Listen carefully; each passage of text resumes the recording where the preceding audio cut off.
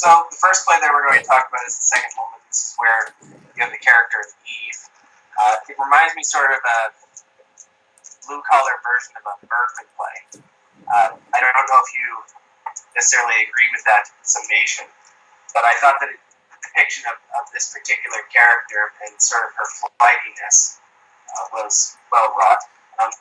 Just give me some brief summaries of The Second Woman, because I thought it was also interesting that she was on the second on your list of women to bed, as well as the title coming from the John Cassavetes play. Yeah, well, that the I'm sorry, not play. It's film. The play within the film. Yeah. The film was opening night. Yeah, that's where I thought of using that from.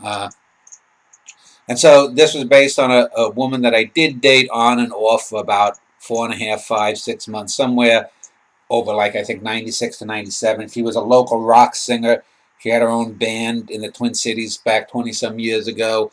She was a drunk, and basically during the time, I mean, there was this dancer that I had wanted or liked instead. She was friends with her and often collaborated with her. That's how I met her, the Eve character, the real-life version. So I just wanted to sort of depict it. And I thought the interesting thing, or the idea that came to me, was to do it in reverse, to start at the end with the breakup, because the breakup was kind of funny. It was a rainy, cold, late winter, maybe it was late February, March, or April of 97, I guess it was, and I hadn't seen her for a few months after we had stopped sort of seeing each other. And the last time I saw her, I was actually with a friend of mine, Dylan, who was known then as, now he called himself David Wall, his real name, but Dylan Wall, as he was known back then. And we went to this gallery opening. I forget who, someone in the Twin Cities. I was always being asked to come to events, and it ended with her coming out, seeing me there, and as I'm getting ready to drive away, she wanted to get back together with me, because she had, over the course of months, she would go away for a week, 2 weeks, 3 weeks with her band up north to Minnesota or to Wisconsin or to North Dakota or whatever. They'd play a handful of gigs and she would come back, and we'd maybe date once or twice a week, and she'd take off again. So it wasn't really a relationship so much as we would just hang out together and whatnot. And we, had sex a few times. And, she then went back at one point for a few weeks with this guy who was in her band, who then left her band. The typical kind of shit. And then finally I just got sort of tired of her, and that was it. And then after a few months I saw her at this event, and she just was like crying, and it was sort of raining, drizzly, cold, and she wanted to blow me in the parking lot. And I was like, come on, stop this, it's ridiculous. And so I thought that was a good place to start it, and then work backwards towards when we met. Sort of like that movie Memento, but more interesting, I think, because it wasn't a murder mystery or anything. It was just how it was. And it also gave me a good chance to put in someone like Don Moss as the Ken Ross character. It gave me a chance to have some of the stuff. I think that's the play where I have Fuck Luck Do, the Vietnamese kid, and then I have the fat lesbian, and I have the chanting PC people, about queer Asians and racist lesbians, and It also has the reason I brought up Bergman is because it has this letter section that reminds me a lot of him. And you sent me a template for this play, and it's interesting to note how you don't necessarily overplot. You just sort of fill in the basic gist of each of the scenes, and then expand from them. And sometimes you diverge from the written material that you have in your template. Oh, yeah, this was one. Okay, yeah. Well, that's what you have to do. Like we were just talking a moment ago, just like less than an hour ago or so, I just finished my 23rd play, Not Reached by the Frost, and that's a play that sometimes plays, well, books. The most noted example being A Norwegian in the Family, balloon, and they become much bigger than you expected. This last play I did, I was I was holding back, and sometimes it's good to not write as much as you're planning, to not state, because this last play that I just sent out was about another woman that actually was the woman I dated most steadily right before this Eve Green character. I dated her for about a month and a half steadily, and there's some funny scenes with the because I was set up for with this woman by her mother in this latest play I just sent you, and this mother-in-law practically wanted me to marry her daughter within a week, and it was kind of funny that way, and uh, but that play, I initially had some ideas, but I found that leaving the stuff out because a lot of the what you have to realize is most people aren't dramatic characters. Most people are fairly boring. And this woman, who is intelligent, who's now an academic, and I think I might have shown you her real photo and whatnot at some point a few months ago. But anyway, she's not that exciting a person. She was a nice woman, an intelligent woman, an attractive woman, but by by putting less into the play, it leaves more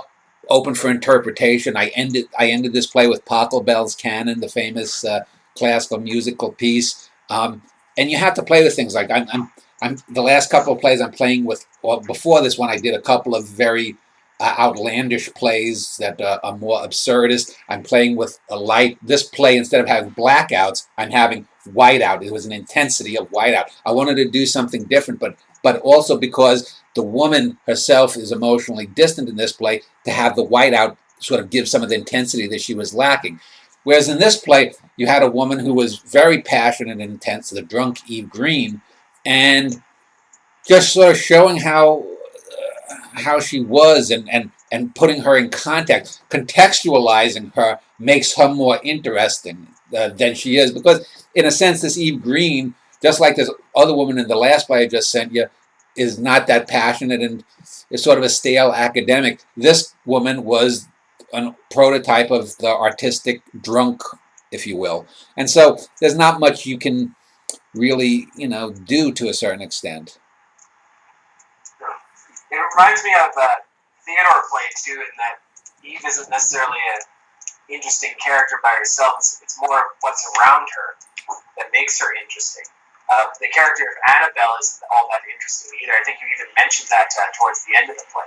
She's not necessarily an interesting character. That it's much more the family dynamic that makes her interesting. Well, we can talk about that one later. That one I tried. That's sort of my play. That's an Orson Welles kind of play where I took a lot of the elements from Citizen Kane, but also some other plays too. With this one, going backwards, and then you end up with her meeting Danny and sort of going off on their first little cafe meeting or something. It becomes more interesting that way. And I think it was that Singaporean kid Chin who said that these plays are sort of like a grand sketch, because each of them, Danny Wagner fits in somewhere. And the only place so far out of the 23 I've done that Danny Wagner doesn't even appear in is Features, where he's mentioned, or you hear one of the characters talking to him on the cell phone, but you don't hear him. So but he's still mentioned. So these plays are all the world of Danny Wagner, the people he knew, mostly female, but nonetheless. Yeah, I mean, the Eve character. And then I introduced the other character, Maren Jensen, who gets her own play, or who gets her own play just a few plays later, Hung Up on a Dream. That's the 14th play. This is the 9th play. So 5 plays after I did the second woman, I went back and expanded the Maren Jensen character. She starts out in this play seemingly kind of, just typical blonde that Danny likes better than the other one. But then we find out her problems in the later play.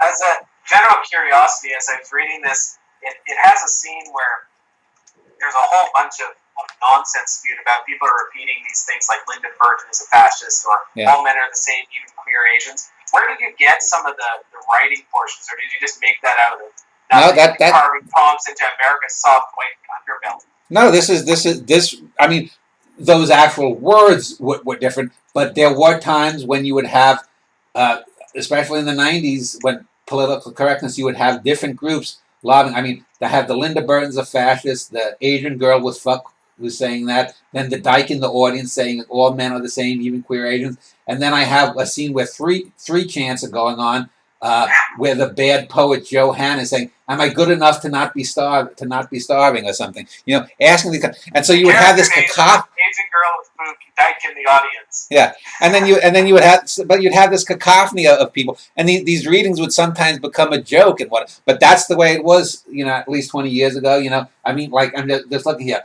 black man in the audience. So if there was an angry black man in the audience, he goes, now eat and then read, you fucking asshole, Johanna. It's good to know your heartfelt pleas can move so many of you. Ken to Dan and Eve, please. Fuck, imperialist dog, Linda. Shut the fuck up, fuck. Asian girl with fuck. Linda Burton is a fascist. Dyke in the audience. All men are the same, even queer Asians. Johanna, that's it, people. Let us mantra together. And then you hear all of them. So, some of the. What about the shitty poetry, though? Diamond spine of a new world massaged by the pale yellow fingers of a perilous past? Yeah. I mean, that beats of bleeding black backs bent under the bending eyes. Yeah.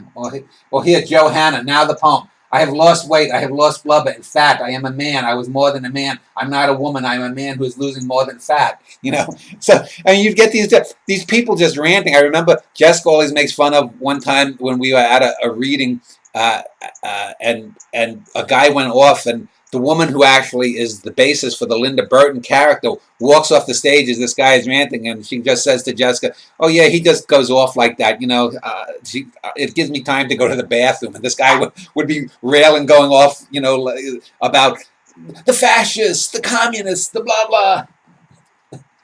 But that's just the way they are, and I would assume that they're as bad or worse today. And it gave me a chance to have the Don Moss character, Ken Ross, have a few things, but it's a way to give the milieu of that time and age. And so the story of Eve Green and her brief, if you want to call it, romance with the Danny Wagner character becomes part of a larger background of that time and place, which itself becomes just another little panel in this ever-growing cycle of Danny Wagner's life in these plays. And when you would perform, it would often lead to applause. Were you an outlier in that sense, or were? Oh yeah, I mean, people for all sorts of shit.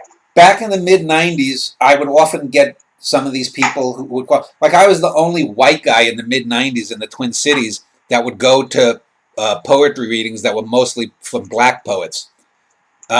It was segregated, self-segregated by a lot of these people. You know, I did a piece or asked Dan Schneider or something on this guy J. Otis Powell, who had recently died in the Twin Cities, and he was one of these losers that was a terrible writer. He did nothing. He was a drug addict and an anti-Semite and whatnot, and yet I went to more poetry readings at black events than he ever did.